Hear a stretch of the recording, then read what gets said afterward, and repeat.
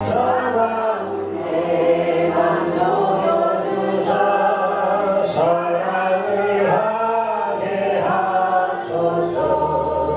깊으신 뜻을 알고자 엎드려 기다리오니 이를 들어주소서. 성령이여. 아멘. 네, 홍성희 권사님 기도하시겠습니다. 고맙고 감사하신 하나님 아버지, 은혜를 감사합니다. 새로운 한 해를 맞이하면서 세상의 길에 지지 않게 하시고 이 하나님 아버지 의지하는 새로 인도해 주시옵소서. 좋은 날씨 가운데서 살면서 여러 모양으로 잘못한 것 많았습니다. 예배를 통하여서 자복하고 회개하오니 용서하여 주옵소서. 하나님 아버지 가슴 벅찬 새해가 밝았습니다. 하나님 아버지 보시기에 이웃들이 보시기에 잘난다 칭찬받는 교회 빛과 소금의 역할을 잘 감당하는 매로 믿는 저희를 통해서 한 영혼 내 옆자리가 채워지는 은혜가 있게 하옵소서. 시간 사자 목사님 정말 귀한 말씀 전하실 때 알고 깨닫는 시간, 부족한 믿음이 채워지는 말씀의 은혜의 시간으로 인도하옵소서. 이제 예배가 시작되었습니다. 마치는 시간까지 주님 홀로 영광 받아 주시옵소서. 감사하며 사랑이 많으신 우리 주 예수님의 이름으로 기도하옵니다. 아멘.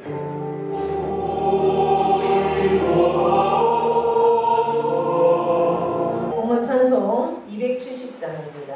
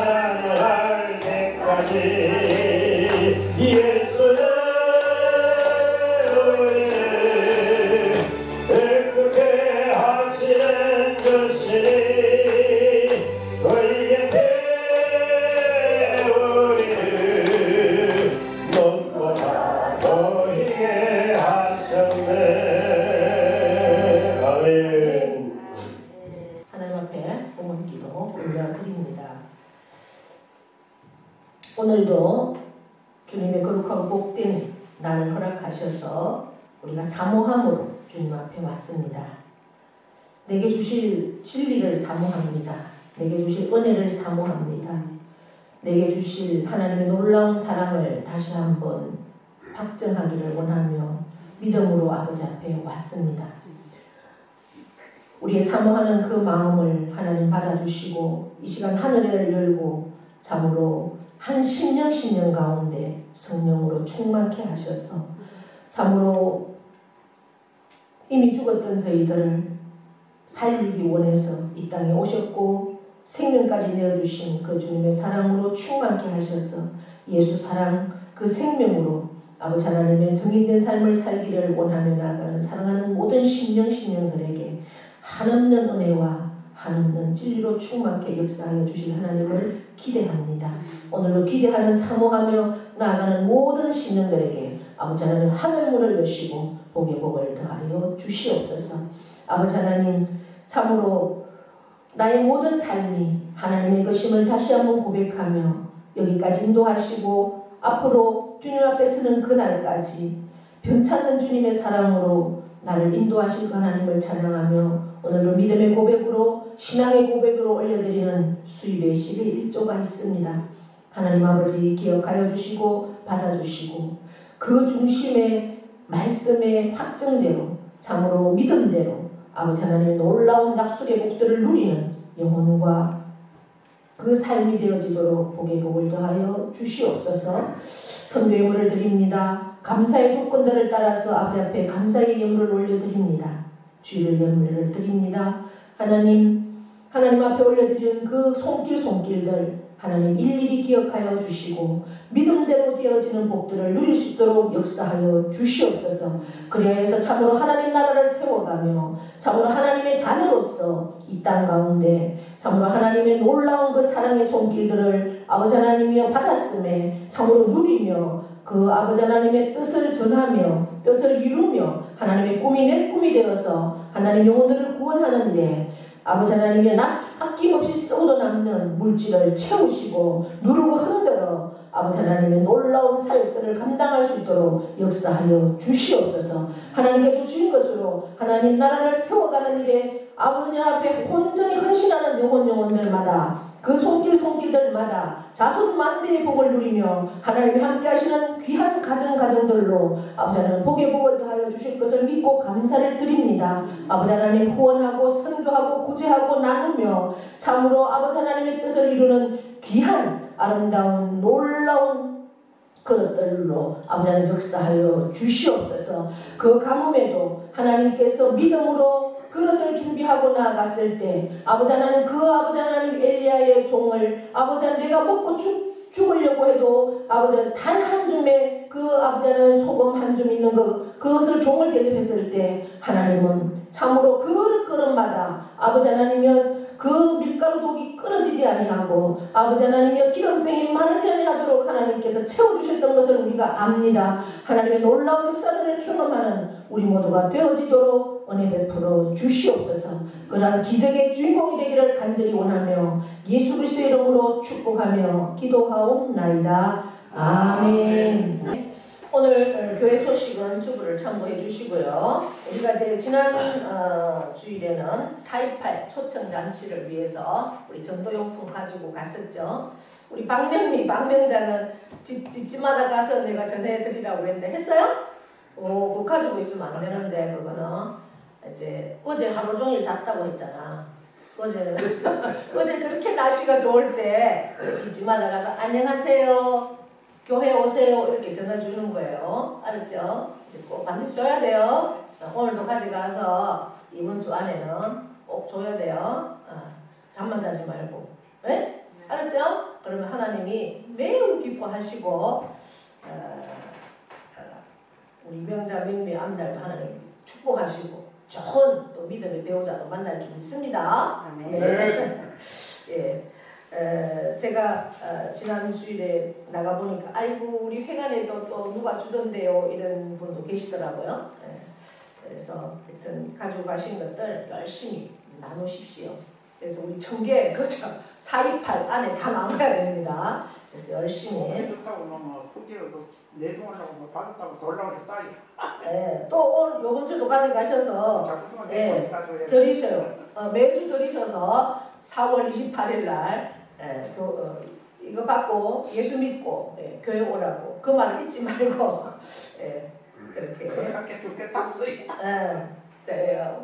우리 김혜건 목사가 반드시 그렇게 얘기하고 주라고 하세요. 어제 목사님 그걸 몰라 그걸 갖다 비긴 이제 목사님 이름 알고 그러잖아. 누군데 몰랐다네. 그렇죠. 모르시지. 몰랐다 하면서. 예. 그걸 이제 박수에 나오고. 원래는 참 회관에 달력도 못 갖다 드렸네. 회관에 또 달력도 하나 갖다 드려야 되는데 들었습니다. 다른 교회 소식들은 주부를 참고해 주시고요. 우리 전도 구호 한번 외치겠습니다. 전도는 사랑의 시작입니다. 예, 4월 28일 우리가 영혼 초청 잔치를 위해서 구호 외치겠습니다. 그 내가 품은 태신자 그 영혼을 생각하면서 기도하고 찾아가고 전도하자. 기도합니다. 기쁩니다. 됩니다. 전도하면 된다. 할 수 있다. 해야 합니다. 아멘. 계속 외치면서 성령님께 구하십시오. 내 힘으로는 할 수가 없습니다. 그죠? 내 힘으로는 할 수 없어요. 하나님 힘을 달라고 힘을 달라고 그렇게 하나님 힘 주시면 할 수 있습니다. 아멘. 네. 자, 성경 말씀 보겠습니다. 로마서 13장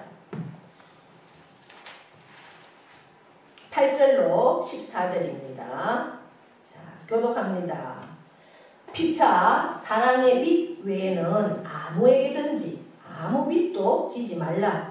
남을 사랑하는 자는 율법을 다 이루었느니라. 간음하지 말라. 살인하지 말라. 도적질 말라. 판매하지 말라. 한 것과 그 외에 다른 계명이 있을지라도 내 이웃을 내 자신과 같이 사랑하라 하신 그 말씀 가운데 다 들었느니라. 사랑은 이웃에게 악을 행하지 아니하나니 그러므로 사랑은 율법의 완성이니라.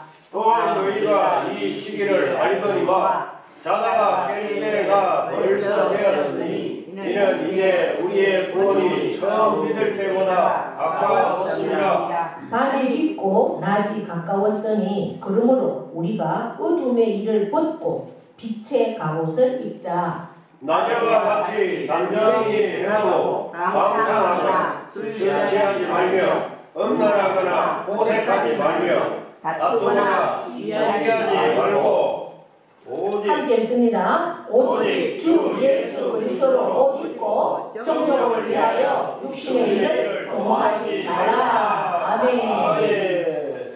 명령 선포합니다. 시작. 이스라엘 자라 그대로 되라. 하나님 보시기에 좋았다가 잘 살리라. 여자의 우리가 갈수록 더 잘 되리라. 감사합니다. 더 감사합니다. 감사하면 기적이 일어납니다. 아멘. 자, 우리 옆에 분과 인사합니다. 오늘도 우리는 믿겠습니다. 예, 오늘도 예배 자리에 나온 여러분, 하나님께서 우리의 마음을 열고, 귀를 열고, 눈을 열고, 입을 열고, 그 말씀을 하나님의 말씀으로 온전히 받을 수 있는 그러한 시간 되기를 축복합니다. 아멘. 네.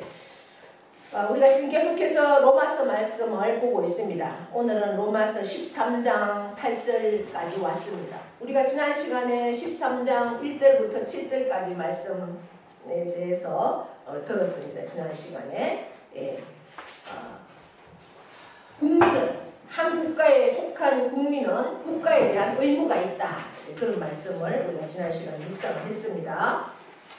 그러면서 오늘은 이제 그러면 우리가 국가 속에서 사회 전반에 통해서 또 우리가 사회 구성원이잖아요. 우리 한 사람 한 사람은. 그러면 우리 구성원들은 공동체 안에서 이웃과의 관계는 어떻게 해야 되는가. 이웃과의 관계도 의무적이다. 하나님은 그렇게 우리에게 말씀하고 있습니다. 의무라는 거는 뭐예요? 해도 되고 안 해도 되는 게 아니죠. 반드시 해야 되는 게 의무입니다. 그러니까 이웃들과의 관계에서도 의무적으로 국가에 대해서 우리가 의무를 감당해야 되듯이 이웃들 간에도 의무를 가지고 그렇게 살아야 한다라는 말씀을 하고 있습니다. 그러면서 어떤 말씀을 하고 있습니까? 8절에 보니까 우리가 이웃과의 관계에서 의무적으로 해야 할 교훈을 하나님은 이웃을 사랑해라 이 말씀을 하고 있습니다. 사랑해라. 내가 너희를 사랑한 것 같이 너희도 이웃을 사랑해라. 이웃을 사랑하는데 어느 정도로 사랑해야 되느냐? 너 몸을 돌보듯이 너는 네 몸을 얼마나 사랑하느냐? 그만큼 이웃도 사랑해라. 하나님은 그렇게 우리에게 말씀하고 있습니다. 그러면서 오늘 8절에서는 사랑의 빛 외에는 아무 빛도 지지 말아라. 9절에서는 여러 가지를 나열하고 있죠. 간음하지 말아라, 살인하지 말아라, 도둑질하지 말아라, 탐내지 말아라. 이 말씀은 어디에서 우리가 봤습니까? 십계명에 나오는 말씀이죠. 예, 이런 계명. 그래서 여러분 간음하는 것이 쉽습니까? 어렵습니까? 어렵죠. 어렵죠. 간음하는 거 쉽지 않죠. 어렵습니다. 그죠? 자, 그럼 다시 물어보겠습니다. 간음하는 것이 쉽습니까? 안 하는 것이 쉽습니까? 안 하는 것이 쉽죠. 그렇죠? 살인하는 게 쉽습니까? 살인 안 하는 게 쉽습니까? 안 하는 게 쉽죠. 이렇게 물으면 쉽겠죠? 도둑질 하는 게 쉽습니까? 안 하는 게 쉽습니까? 안 하는 게 쉽잖아요. 네. 남의 물건을 탐내는 건 내 속으로 하는 거예요. 그죠? 탐내는 것까지도 하나님은 그거는 이웃을 사랑하는 게 아니다 라는 말합니다. 속으로 물론 뭐 보면은 불교에서도 모든 그 108번뇌 하잖아요. 108번을 무릎 꿇고 이렇게 절을 하잖아요.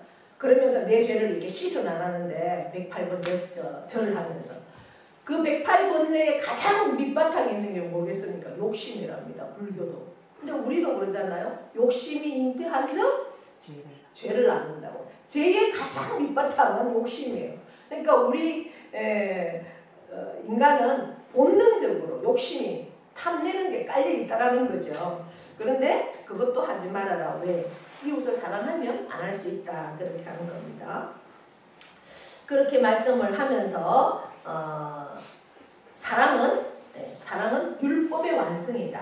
이렇게 말합니다. 우리 율법으로는 구원을 받을 수 없다고 그랬습니다. 오직 예수 그리스도를 믿는 믿음으로 말미암아 우리가 구원을 받는다. 그러니까 율법은 결국 뭐예요? 예수님께서 이 땅에 오셔서 우리를 위해서 죽어주신 그 사랑으로 율법이 완성이 된다는 거예요. 율법이 뭐 없어도 된다. 예수님이 오신 것은 폐하러 오신 게 아니라 그 사랑의 완성을 위해서, 율법의 완성을 위해서 사랑해 주심으로, 우리를 위해서 죽어 주심으로, 그것이 사랑 아니겠습니까? 그 율법이 완성된다. 오늘 이제 그렇게 말씀을 합니다. 십계명도 두 부분으로 우리가 나누잖아요. 하나님과 이웃. 1계명에서 4계명은 대신, 그러니까 하나님과의 관계. 5계명부터 10계명은 이웃과의 관계, 대인관계, 그죠? 그렇게 가르칩니다. 결국 그것을 요약하면 뭐라고 합니까? 내 마음과 내 목숨과 힘과 뜻을 다해서 주 너의 하나님을 사랑하고 그리고 내 이웃을 내 몸과 같이 사랑하라. 이것입니다. 그죠? 십계명의 가장 요약은. 그러니까 우리가 하나님을 정말 사랑하면 하나님 말고 더 소중히 여기는 그 우상, 하나님보다 더 사랑하는 것이 우상이다. 성경은 그렇게 말씀합니다. 내가 하나님보다 더 사랑하는 게 뭘까? 내 생명을, 내 몸을 사랑한다면 내 몸이 우상이 될 수 있고, 자식을 하나님보다 더 사랑하면 자식이 우상이 될 수 있고, 돈을 하나님보다 더 사랑하면 돈이 우상이 될 수 있고, 성경은 그렇게 말하고 있습니다. 그러니까 어쨌든 하나님보다 더 사랑하는 것이 있다면 그것이 우상인데, 사랑은 율법의 완성이다. 그러니까 사랑하기 때문에 모든 것을 다 하나님 앞에 올려드릴 수 있다라고, 그렇게 하나님을 사랑하면 그렇게 될 수 있다라는 말씀을 하고 있습니다. 그러면서 11절부터 너희가 이 시기를 안다. 자다가 깰 때다. 이렇게 말씀을 하고 있습니다. 어떤 때?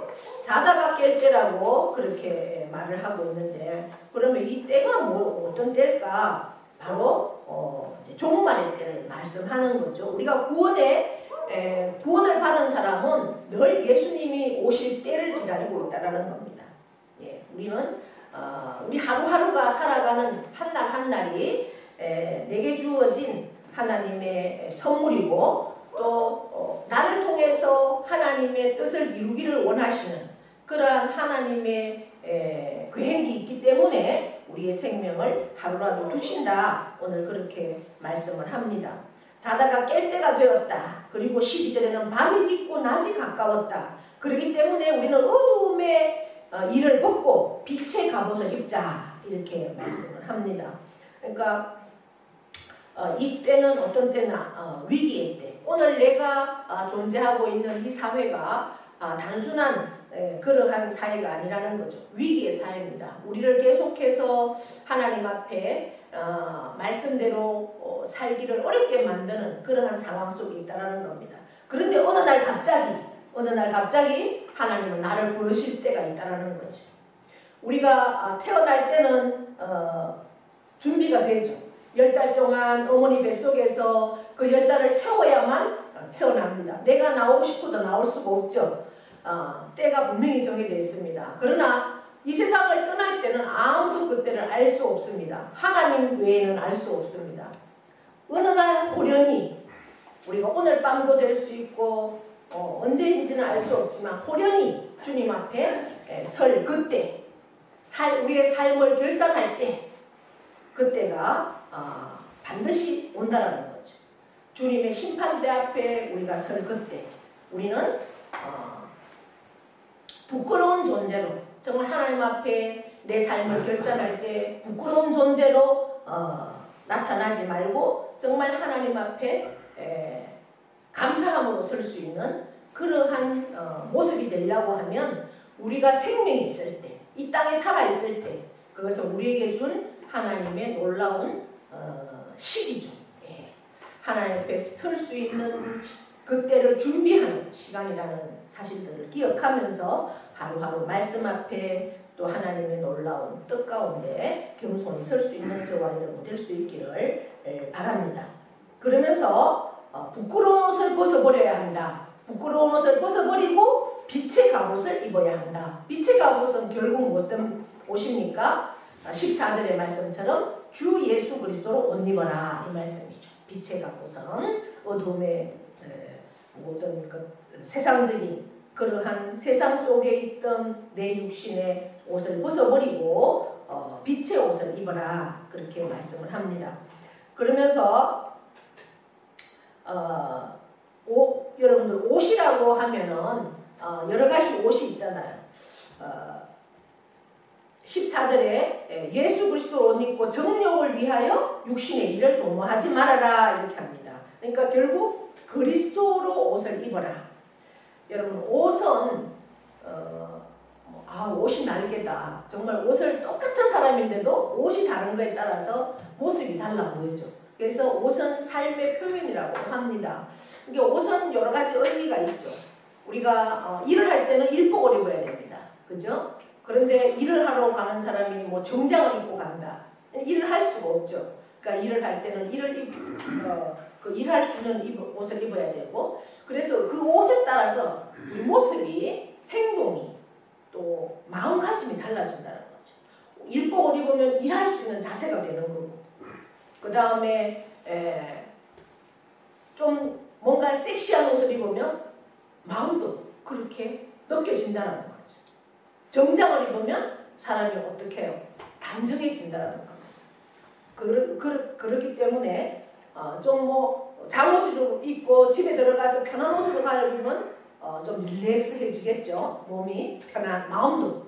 그러니까 옷은 결국은 내 삶의 한 부분이라는 거죠. 우리가 어떤 옷을 입느냐에 따라서 내 마음도 내 몸도 지배를 받는다는 겁니다. 그러니까 우리는 육신의 일을 도모하지 말고라는 것은 하나님의 말씀 앞에 말씀대로 살기 위해서는 그리스도 옷을 입어야 된다라고 그렇게 말을 합니다. 어떤 책이라고 했습니까? 변화의 책이다 이런 말씀을 드렸습니다. 변화의 책. 역사를 변화시키는 책. 한 인생이 변화되니까 이 말씀 앞에 한 인생이 변화되니까 역사가 변화된다라고 했습니다.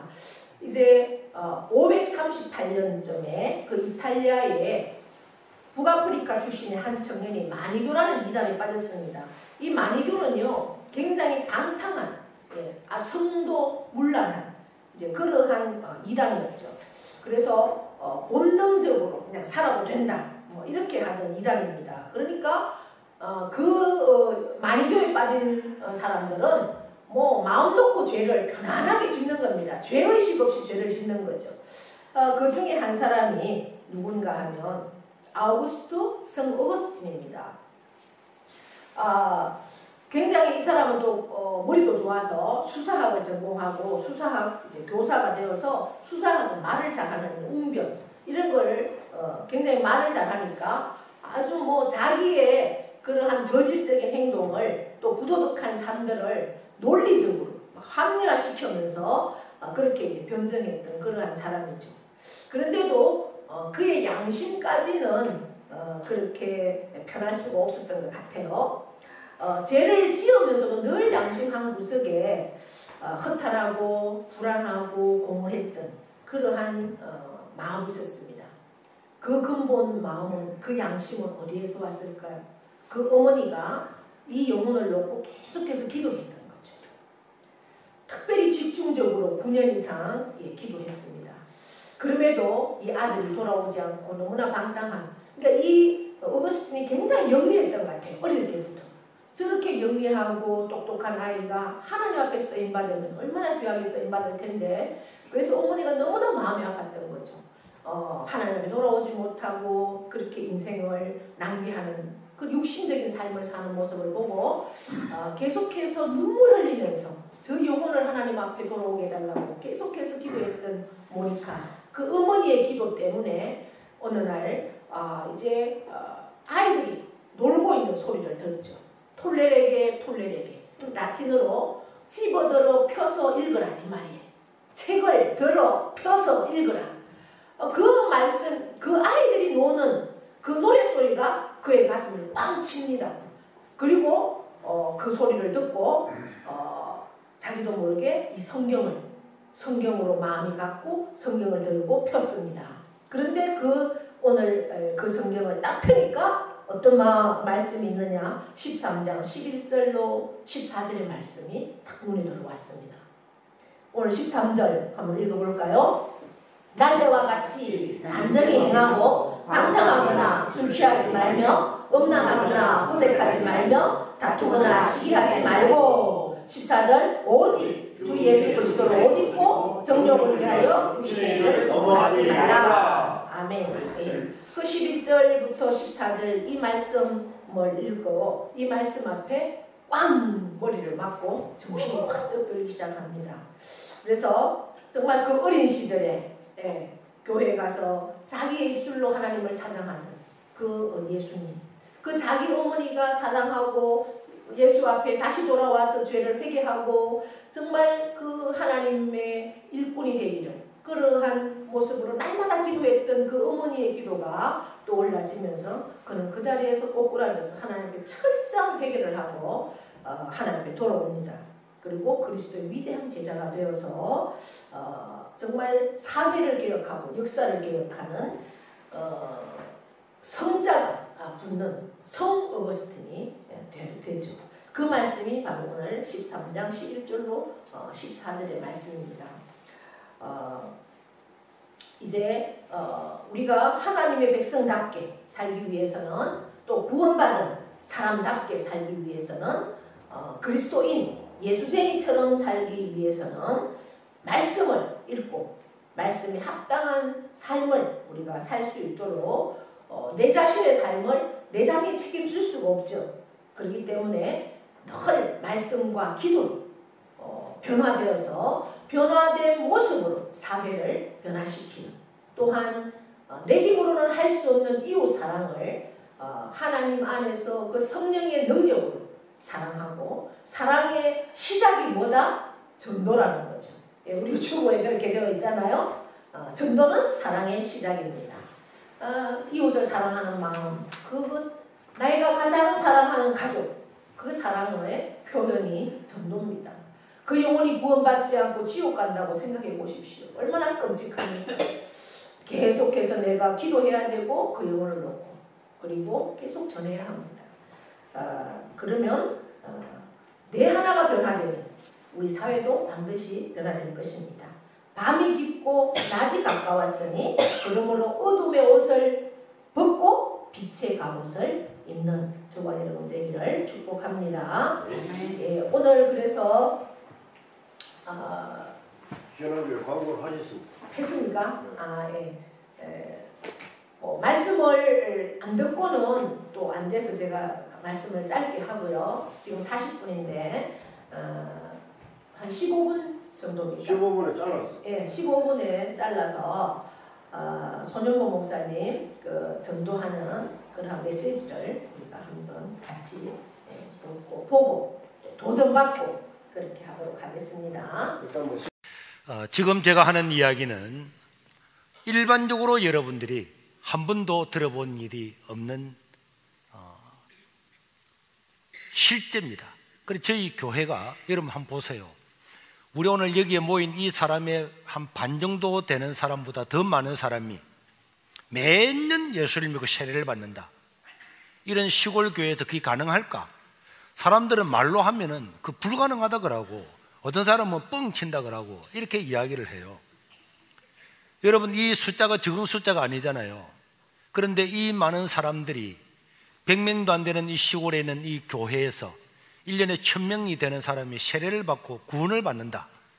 그게 한국 사회에서 전도하기 어렵다고 하는데 가능한가? 가능한 것입니다. 그 왜 가능한가? 오늘 이 말씀을 들으면은 이야기되고, 불신자들은 그냥 서로 모으면은 다 들어오게 됩니다. 그러니까 이게 전도가 너무 쉬운데 요거는 목사님들도 잘 모르고 하기 때문에 여러분들에게 말씀을 드리고, 여러분들이 설문조사를 하는데 거기 전화번호를 적어주면은 그 전화번호에다가 오늘 이 영상을 다 보내드리겠습니다. 그래서 그럼 클릭을 하면 바로 영상을 볼 수가 있습니다. 자, 우리 대한민국의 불신자들은요, 대부분 우리가 전도를 하려고 그러면은 그 전도하는 대상자, 전도의 대상자가 있잖아요. 이 대상자의 문화라든지 종교를 알아야 되겠죠. 그런데 예수를 안 믿고 지금 우리가 전도해야 될 대상자들은 주로 어떤 문화에, 어떤 종교를 가지고 있을까요? 불교 많겠죠. 그 다음 유교, 그 다음 무신론. 뭐 우리나라는 사실은 무신론이라 그러지만은 불교와 유교 짬뽕, 해 뜨면 해에 절하고 달에 절하고 뭐 해돋이 가고 이런 사람들이 대부분이기 때문에 무신론이라고 하지만은 실제적으로는 불교와 유교와 사모니즘의 영향을 많이 가지고 있는데요. 제가 오늘 우리가 점심을 먹었죠. 저희 교회도 예배를 마치고 나면은 전 교인들이 이렇게 식사를 동시에 다 합니다. 다 하고 나면은 자기가 전도한 사람을 저한테로 데리고 와요. 데리고 오면은 제가 앉아서 그 사람을 개인적으로 다 주일날 만나요. 한 7명, 8명을 한 테이블에 만나는데, 만날 때 오늘 지금 하는 이 이야기를 하는데, 요 이야기를 지금 제가 하는 이야기는 한 40분 되는 이야기지만은 요 이야기를 한 5분만 이렇게 탁탁탁탁 이야기하면은 불신자들이요, 그냥 무디기로 예수를 다 믿는 거예요.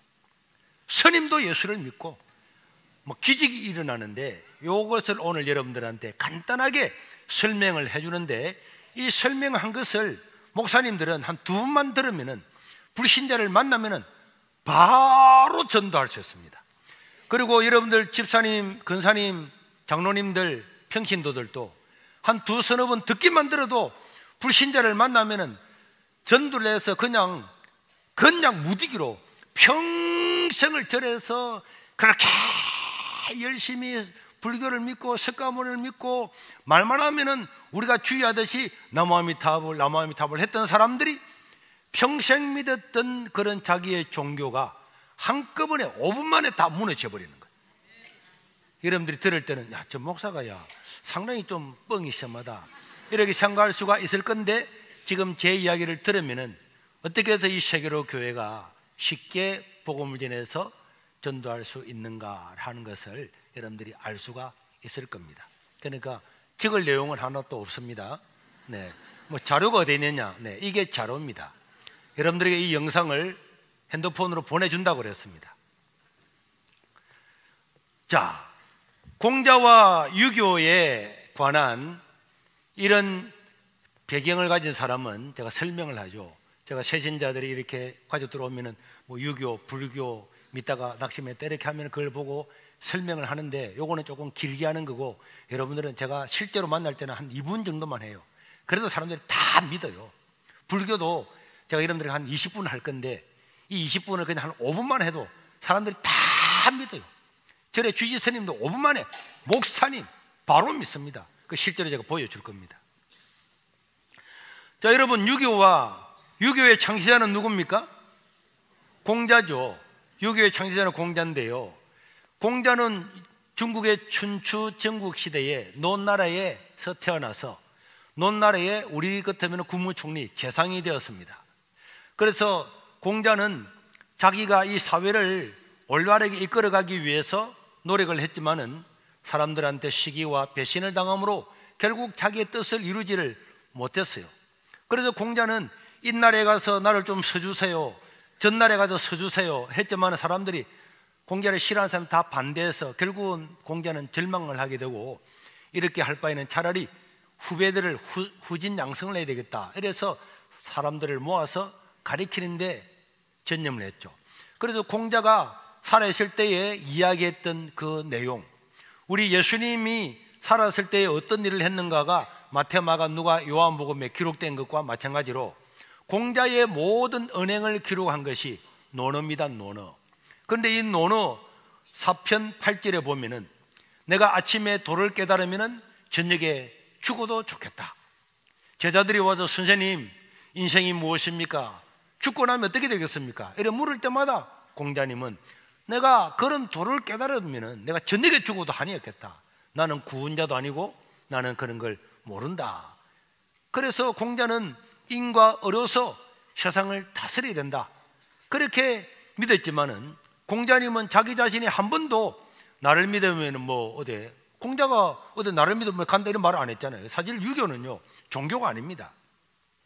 훌륭한 공자라고 하는 선생님을 따라가는 그 철학 사상을 따라가는 사람들이지, 유교는 교가 아닌데 공자를 원체 많은 다른 사람이 있다 보니까 유교라고 붙인 거죠. 여러분, 유교의 핵심은 삼강오륜입니다. 한번 따라합시다. 삼강오륜. 이 삼강오륜은요, 인생이 어떻게 살아야 되는가, 사회가 어떻게 살아야 사회가 안정된 사회를 이룰 것인가.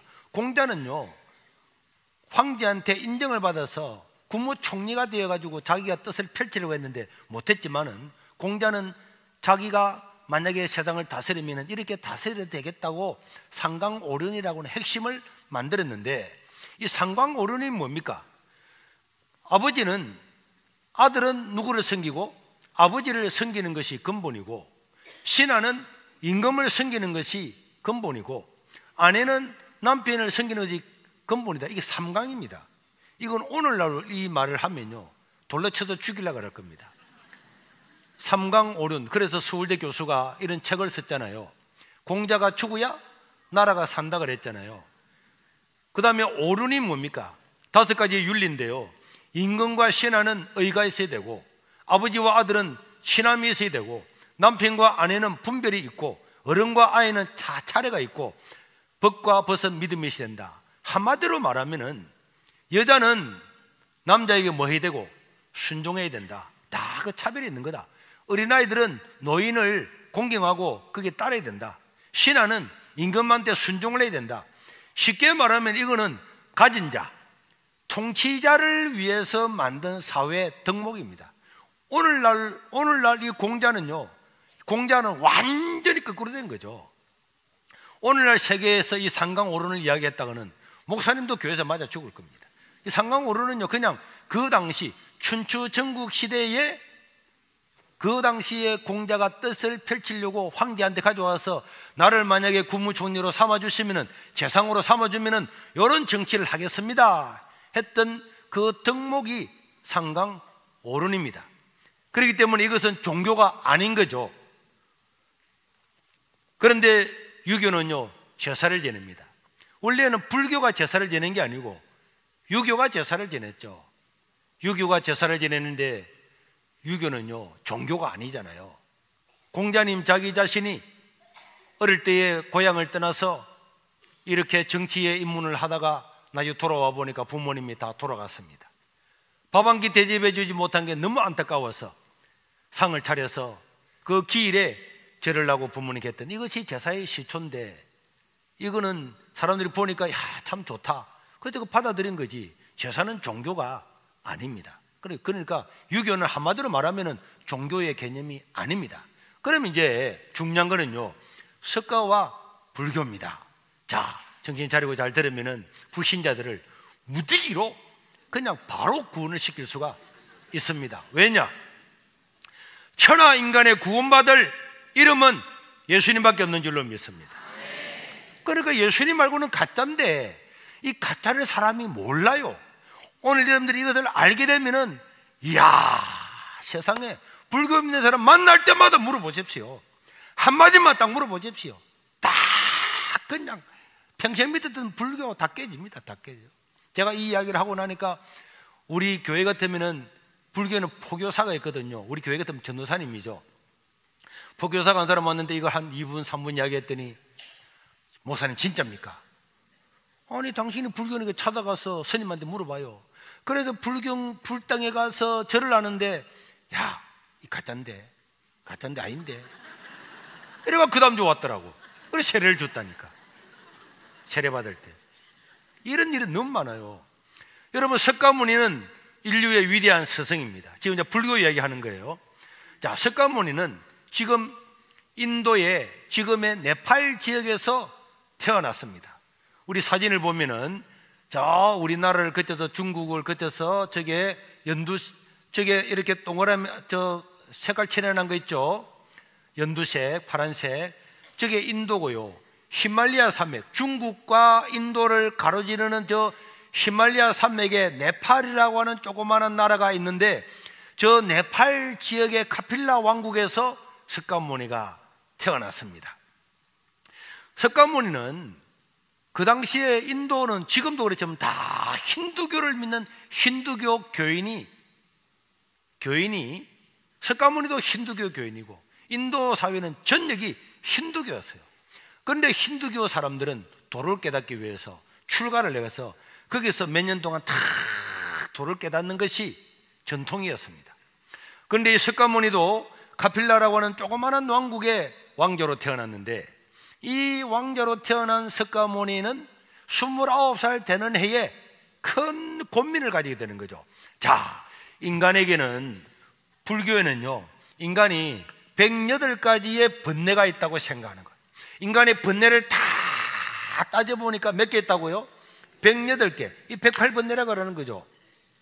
그래서 석가모니는 인간의 생로병사와 이 108가지의 번뇌를 한꺼번에 딱 없애버리는 길이 없을까? 108가지의 번뇌를 벗어날 수 있는 길이 없을까? 이걸 고민을 하면서 29살에 석가모니는 출가를 해가지고 35살에 석가모니는 똑똑했기 때문에 35살 되는 해에 석가모니는 보리서나무 밑에서 도를 딱 깨달았어요. 딱 깨닫고 난 다음부터 그때부터 도를 깨닫는 것은 끝마치고 돌아와서 자기가 설법을 강연을 했습니다. 강연을 했는데 이 말씀을 듣는 사람들이 전부 다 와, 대단하다, 맞다, 옳다, 와, 저분은 깨달은 분이다.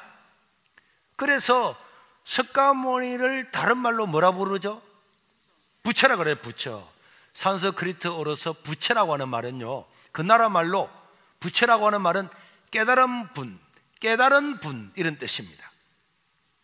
그러니까 사람들이 석가모니가 108번뇌를 벗어날 수 있는 길을 깨닫고 그 이야기를 듣고 난 다음부터 석가모니를 와, 부처님, 부처님, 저분은 깨달은 분이다, 깨달은 스승입니다 이렇게 부르다가 보니까 그분 이름이 그냥 부처님이 될 정도로 깨달은 거예요. 그러면 석가모니는 뭘 깨달았느냐? 인간은 108가지의 번뇌가 있는데 뭐 108가지 번뇌가 어떤 건지는 저는 잘 모르겠습니다. 물론 생로병사 이런 거 합쳐서 108가지나 다 연구를 해보니까 108가지가 있대요. 이 번뇌를 다 벗어날 길이 있는데 이걸 누가 깨달았다고요? 석가모니가 깨달은 거예요. 그래서 석가모니를 부처님이라 부르는데 어떻게 깨달으냐? 인간은 108 번뇌가 있는데 이 번뇌에서 벗어날 수 있는 길은, 유일한 길은 인간의 욕심을 버리는 것이다. 욕심을 다 버리는데, 욕심을 버리고 다 버려가지고 욕심이 하나도 없는 상태, 무아라고 하는 것은 없을 무자 내 아자, 내 자신도 없는 상태, 적으려고 그러죠. 네, 안 적어도 된다 그랬잖아요. 영상을 다 드릴 겁니다. 그리고 적을 필요 없이 듣기만 들으면 됩니다. 108가지의 번뇌가 있는데 이 번뇌를 버리는데 사람은 다 자기 욕심 때문에 번뇌가 온다는 거예요. 뭐 때문에 번뇌가 온다고요?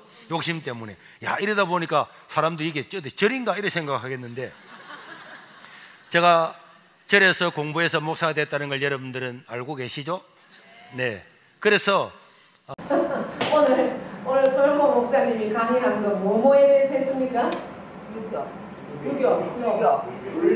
네. 유교는 누가 창시했다고요? 공자. 네. 공자. 우리나라는 가장 먼저 유교를 받아들였죠. 지금까지도 그 유교는 종교는 아닙니다. 그럼에도 불구하고 많은 추종자들이, 공자를 따른 추종자들이 많았기 때문에 종교화가 되었다고 했죠. 우리가 교과서에서 삼강오론에 대해서 도덕 시간에 배웠습니다. 그죠? 어른들은 아마 한문을 공부한 분들은 삼강오론도 많이 알 거예요. 그래서 사실 삼강오론을 오늘 다시 한번 들어보니까 지금 이 시대, 또 특별히 이 말씀 하고는 어떻습니까? 지금 이 시대는 완전히, 목사님 그러잖아요. 지금 이 시대에 삼강오론을 내놓으면 다 매맞을 그런 거라고. 네, 그 삼강오론 때문에 우리나라는 굉장히 폐쇄적이었습니다. 그래서 여자는 완전히 남자한테 무시를 당하는 그런 삶을 살았잖아요. 삼강오론 때문에 그렇습니다. 유교 때문에.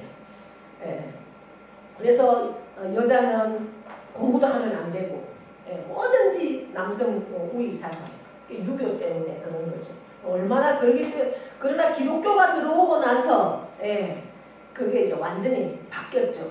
그래서 여성도 공부를 해야 되고 여성도 이제 상위에 올라가 그렇게 되는 겁니다. 그러니까 유교는 따지고 보면 저 하층이 그러한 거죠.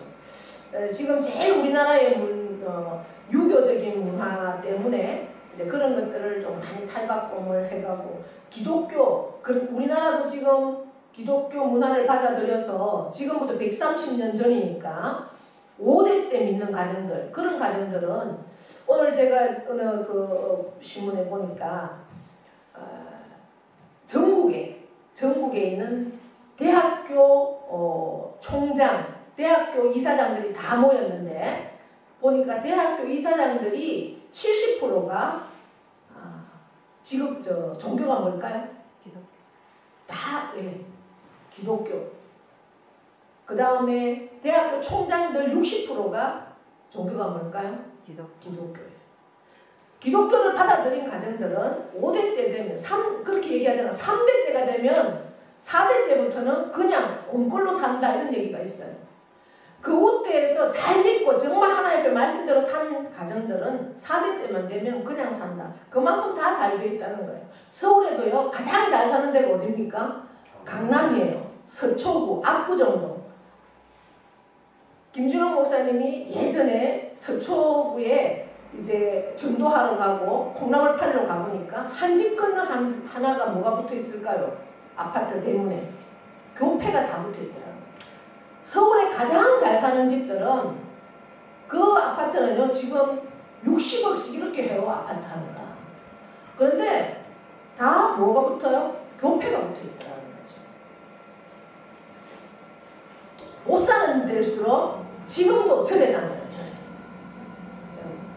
그만큼 이 기독교 하나님 앞에 철저하게 말씀으로 살면은 완전히 내 삶이 바뀌면 모든 기업도 다 바뀌는 그러한 역사가 일어난다는 거죠.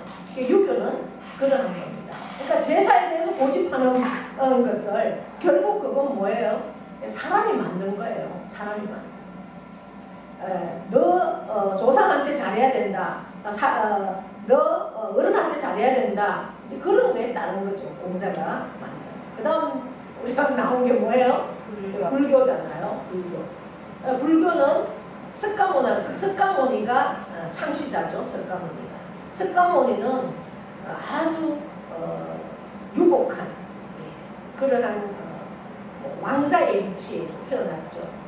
그러나 그것도 굉장히 똑똑했던 것 같아요. 그래서 25세에 출가를 합니다. 집을 벗어나서 자기가 도를 깨닫기 위해서 그렇게 했는데 결국 사람들의 모습들을 다 연구하면서 보니까 사람은 태어나면 생사병로, 병이 들고 늙고 죽고 그게 가장 기본인데 그러면서 살아가면서 아주 번민, 많은 고민들 이런 것들이 나온다는 거죠. 그걸 다 들어보니까 몇 가지가 석가모니가 깨달은 거는 108가지래요. 그래서 108번뇌라고 하잖아요.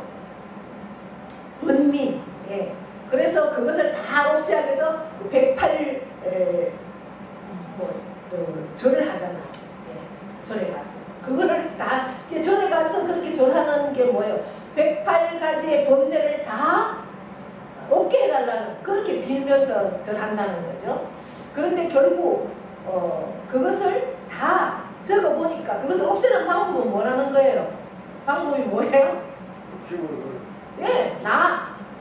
내가 없어져야 되는 거예요. 내가 없어져요. 나를 없애는 거는 뭐예요? 결국 욕심이다. 그 욕심을 다 내려놓으면 나를 없애는 거다. 무아지경까지 가려고 하는. 그래서 이제 계속 불교는 뭡니까? 산속으로 들어가 돌을 닦잖아요. 세상을 멀리 해야지 욕심도 버리고 세상 속에 있으면 사람을 보면 욕심이 생기니까 세상 밖을 산속에 들어가서 나 혼자서 계속 이제 그 본래 내 있는 욕심을 내려놓게 해달라고 도를 깨닫게 하는 게 불교예요. 그러나 그게 이제 그래서 우리는 부처님 그러는데 부처를 뭘 보고 부처라고 그러니까 또 불상을 보고 부처라 하잖아. 그런데 결국 부처란 무슨 뜻이라고 해요? 깨닫는다는 뜻이라는 거예요. 부처는 깨닫는다. 내가 깨달아 보니 결국 욕심만 내려놓으면 된다. 그래서 우리나라의 가장 유명한 성철 스님은 뭐라고 합니까? 구원은 없다라는 거예요. 나를 믿으면 구원을 얻는다. 이런 얘기는 절에서는 절대 할 수 없죠. 그래서 성철 스님도 결국은 죽을 때 뭐라고 합니까? 산은 산이고 물은 물이다. 이거 이상 우리는 깨달을 수 있는 게 없다. 우리가 결국 그거는 절도, 유교도, 불교도 달 보고 절하고 해 보고 절하고 그 부처 보고 절하는 것밖에 없잖아요. 그 불상. 그래서 그런 부분에 대해서 시간이 짧아서 그렇게 간략하게 했습니다. 그 말씀 앞에 저희들을 세워주시고 그 말씀을 우리의 마음으로 받아서 그 말씀대로 살기를 결단하는 그리하여서 밤이 깊고 낮이 가까웠으니 어둠의 일을 벗고 빛의 갑옷을 입어라 말씀하신 그 말씀 앞에 참으로 예수 그리스도의 옷을 입어서 이 세상을 변화시키고 이 세상을 온전히 구원하기를 결단하는 사랑하는 모든 심령 위에와 그 가정과 자녀와 기업 위에 영원토록 함께 하시기를 축원하옵나이다. 아멘.